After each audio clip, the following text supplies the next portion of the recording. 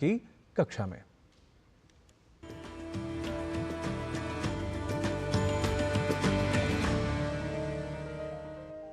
मित्राणि नमो नमः। एतस्यां संस्कृतकक्षायां भवतां सर्वेषां स्वागतम्। मम नाम गवीशः। मित्राणि, संस्कृत पाठशाला में हम अब तक वर्तमान कालिक प्रथम पुरुष के वाक्यों को तीनों वचनों में बनाना सीख चुके हैं। आइए सीखे हुए अंश का एक उदाहरण के माध्यम से थोड़ा अभ्यास कर लेते हैं। यदि वाक्य हो वह मतदान करता है, तो संस्कृत में कहेंगे सह मतदानम करोति। सह मतदानम करोति। यदि इसका द्विवचन बनाना हो तो कहेंगे तौ मतदानम कुरुतः, अर्थात वे दो मतदान करते हैं।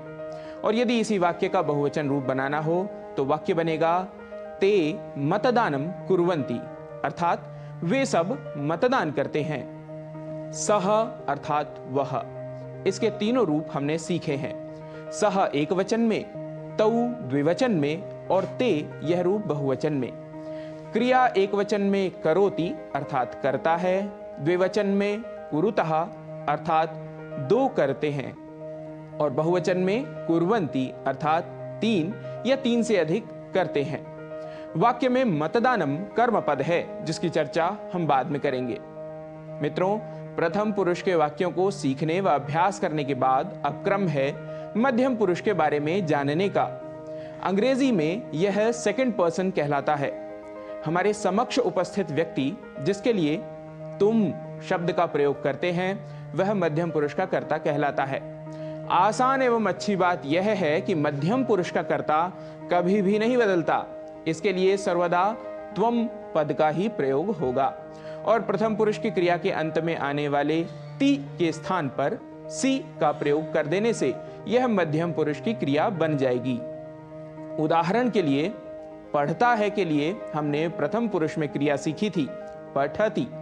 अब पठति के ति के स्थान पर सी यह लगाकर पठसी यह क्रिया हम बना लेंगे। इसका अर्थ है पढ़ते हो।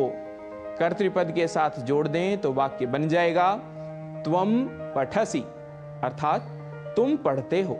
आइए अब अविलंब कर लेते हैं वर्तमान कालिक मध्यम पुरुष की एक वचन क्रिया का अभ्यास।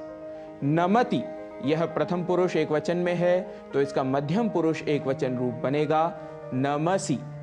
नमसि।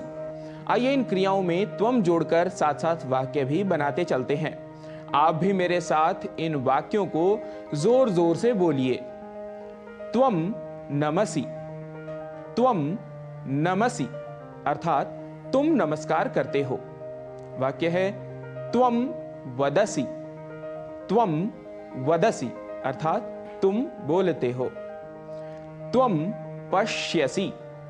त्वम पश्यसि, अर्थात तुम देखते हो। वाक्य है त्वम पृच्छसि। त्वम पृच्छसि, अर्थात तुम पूछते हो। वाक्य है त्वम गच्छसि।